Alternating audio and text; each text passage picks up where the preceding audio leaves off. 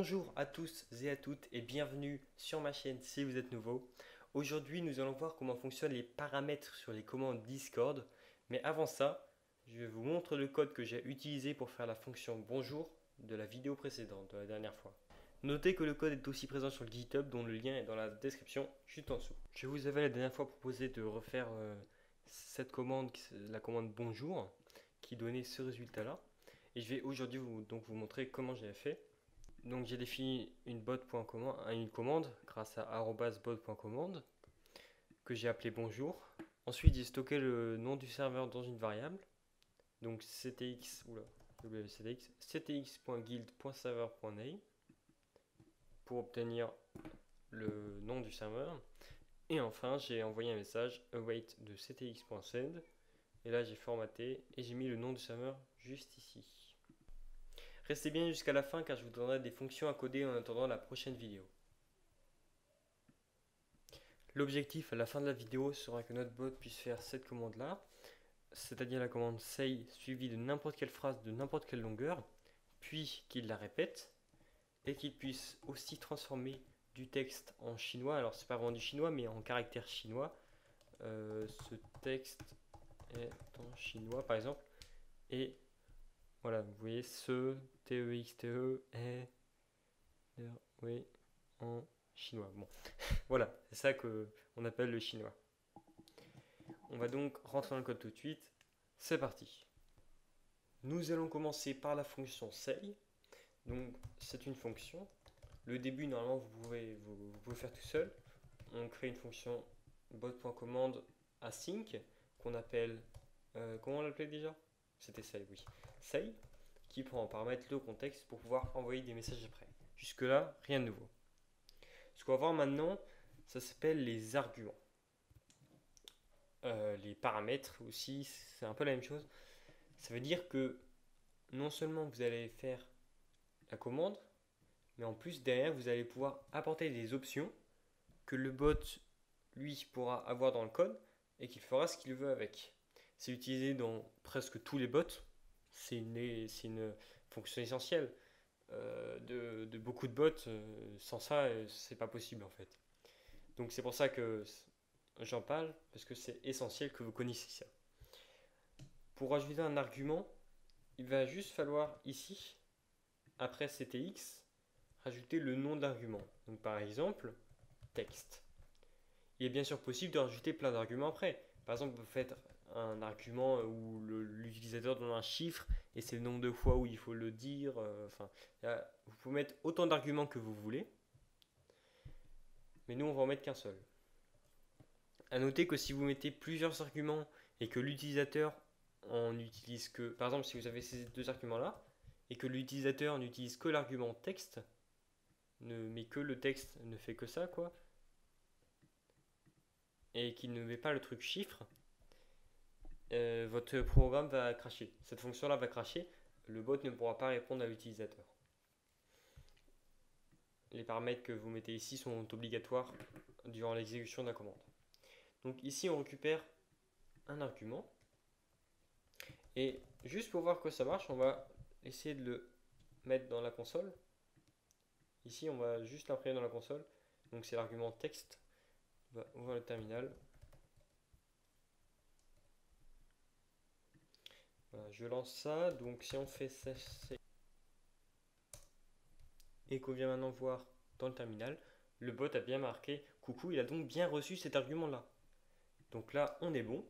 Il suffit juste d'envoyer après l'argument dans Discord. Donc là, on va faire un ctx.send pour envoyer le texte, dans un message. Donc on va relancer. Hop. Tac. Et maintenant, si on fait la même chose, le bot envoie bien coucou. Maintenant, il y a peut-être un petit problème avec ce qu'on fait, c'est que si on fait, par exemple, ça say coucou, ça va, le bot nous envoie seulement coucou. Pourquoi? Parce qu'il a considéré chacun de ces mots-là, séparés par des espaces, comme un argument différent. Donc, il a vu l'argument texte, ok, bah, c'était le premier, c'était Goku. Puis après, il avait un autre argument, mais il s'en fiche, vu que dans la fonction, on n'avait pas dit qu'il y en avait un autre. Ici, là, on n'a pas rajouté d'autres trucs après. Et donc, bah, il ne sait pas. Dans texte, il n'y a que Goku. Alors, pour dire qu'il y a plusieurs arguments comme ça, et que vous ne connaissez pas le nombre, il va falloir mettre une étoile devant. Ça veut dire qu'il y a un certain nombre d'arguments, peut-être un, peut-être deux, et tous les arguments vont être regroupés là-dedans, en une liste. Ce qui veut dire que vous ne pouvez pas faire un autre argument après, puisque bah, celui-ci va tout prendre. Vous ne pouvez pas faire ça, car celui-ci prendra, et celui-ci sera vide. Le deuxième sera vide. Donc en général, les arguments comme ça, étoiles, vous les mettez juste à la fin, sinon ça ne marchera pas votre programme. Maintenant, on peut réessayer. Donc le nom de la variable est toujours texte, hein. Il n'y a pas besoin de mettre d'étoiles comme ça dans le code. On va relancer.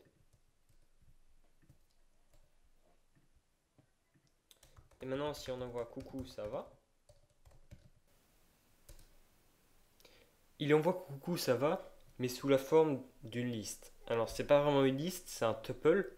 Ça veut dire qu'on ne peut pas le modifier, mais c'est presque pareil, c'est rien de grave. On va dire que c'est une liste. Donc là, il envoie ça sous forme de liste. Donc c'est pas très beau, hein. On va essayer de régler ça. Alors pour faire ça, je sais pas si vous voyez, mais en fait là, ce qui manque entre chaque truc, c'est un espace. Il faut mettre un espace ici, un espace ici et un espace ici. Alors pour ça, Python a une fonction qui permet de le faire. C'est la fonction join d'une chaîne de caractères. Alors je vous montre ça tout de suite. Donc ici, vous mettez le caractère qui sépare chaque élément de la liste, qui doit séparer chaque élément de la liste au final. Vous faites .join et entre parenthèses, vous mettez la liste. Donc ce que ça fait là, c'est que ça va mettre un espace entre chaque élément de la liste. Et si on exécute maintenant,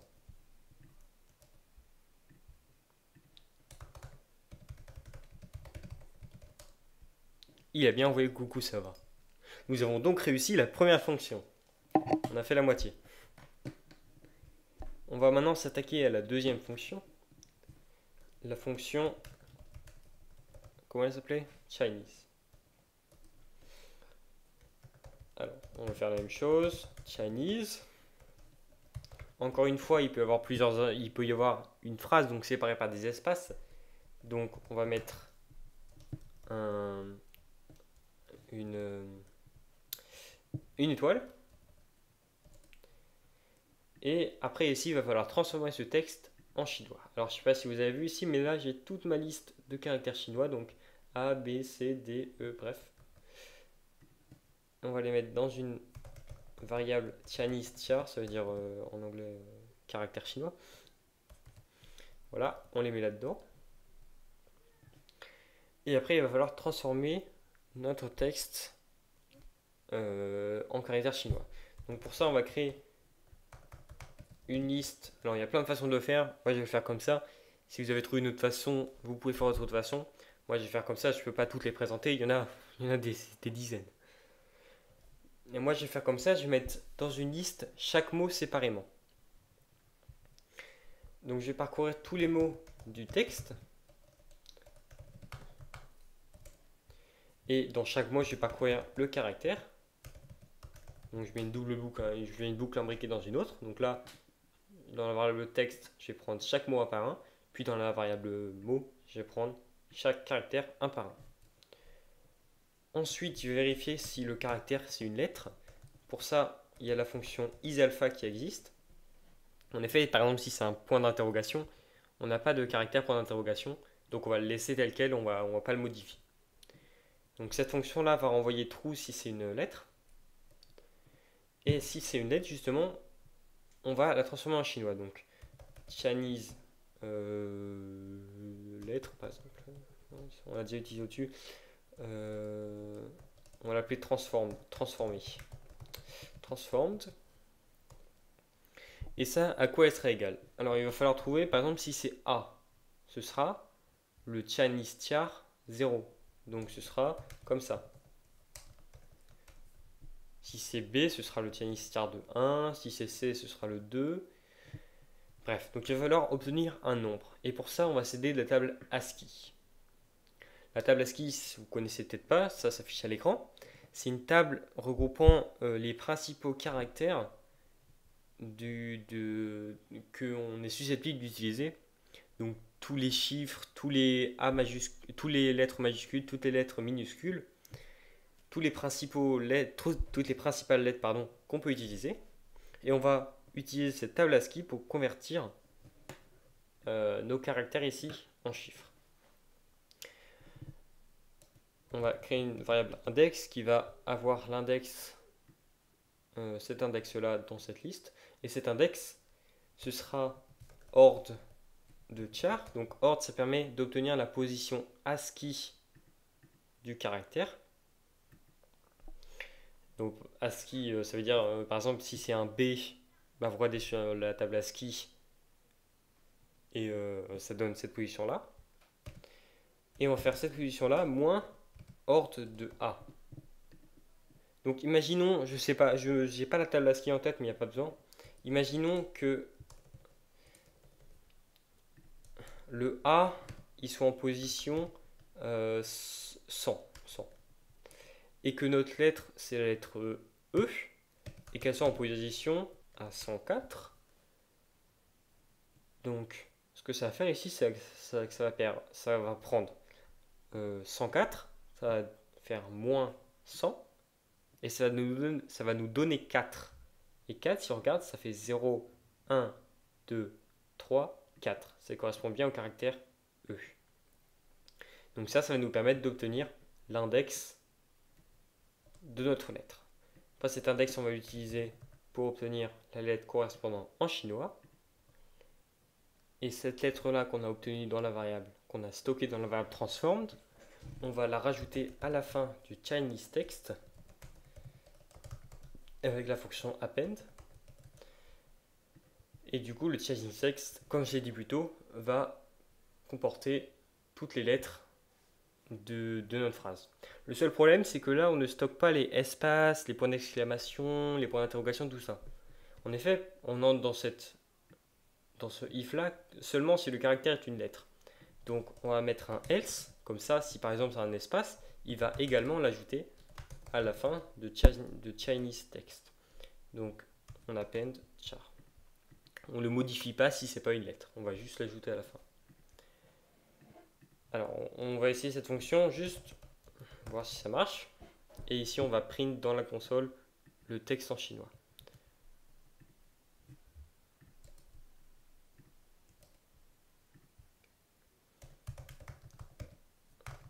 On fait Chinese test. Bon, ça marche. On va juste tester avec un espace.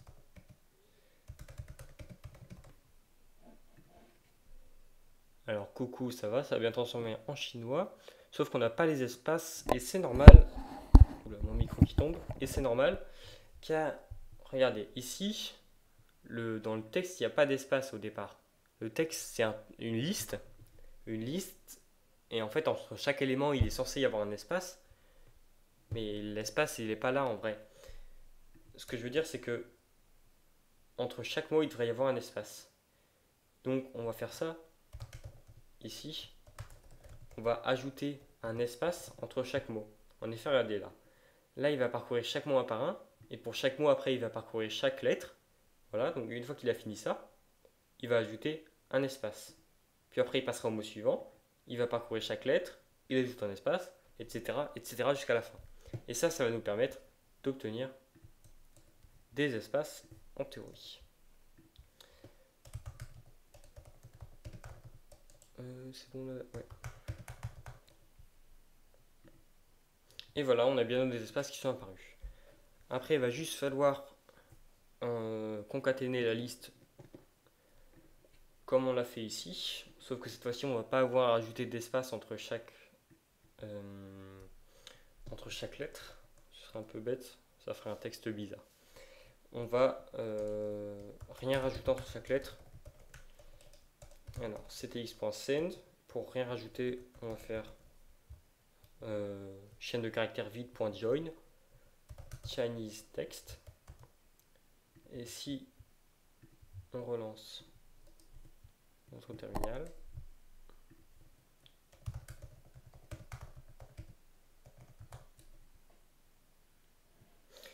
Il y a un espace là, ça se voit pas très bien, mais si on fait sur une phrase longue, enfin une phrase pas longue, mais avec des caractères un peu différents que E et T. Et voilà, là on peut constater l'espace qui est un peu plus flagrant. Et voilà, c'est déjà la fin de la vidéo. J'espère que vous avez apprécié et appris de nouvelles choses. Je vous montre avant de se quitter les fonctions que vous pouvez essayer de coder en attendant la prochaine vidéo.